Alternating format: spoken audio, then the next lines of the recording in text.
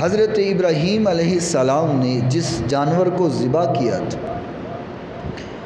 تو محبت میں اس کا جو سر تھا وہ کعبۃ اللہ کے ساتھ لگا دیا گیا،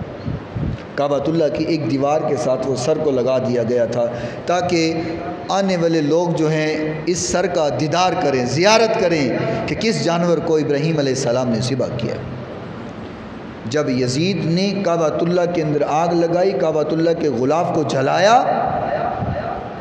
دیکھو نا محبت کی انتہا ہے، حضور نے سارے بت نکال دیے لیکن وہ سر نہیں اتارا تھا،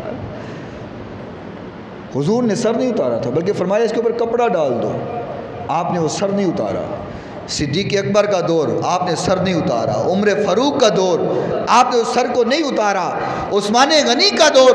آپ نے سر کو نہیں اتارا، مولا علی کا دور آپ نے سر کو نہیں اتارا، حضرت امیر معاویہ حضرت حسن کا دور آپ نے نہیں اتارا، امام حسین رہے آپ نے نہیں اتارا، دیگر صحابہ اکرام رضوان اللہ علیہ مجمعین کسی نے اس سر کو نہیں اتارا۔ یزید نے جب آگ لگائی تو تب وہ سر جلا تھا، اگر وہ حرکت نہ کرتا تو آج بھی عمرہ کرتے ہیں جو جاتے ہیں وہ بھی دیدار کرتے، حج کرنے میں جو جاتے ہیں وہ بھی دیدار کرتے۔ اور معاذ اللہ حضور نے فرمایا، آپ حدیث سن چکے ہیں، فرمایا کہ وہ لوگ کیا کریں گے، شہوات کی پیروی کریں گے، نمازوں کو ضائع کریں گے، اور وہی ہوا کہ حرمین کی نمازیں بھی ضائع ہوئی اور یزید کے فوجیوں نے ہزاروں کی تعداد میں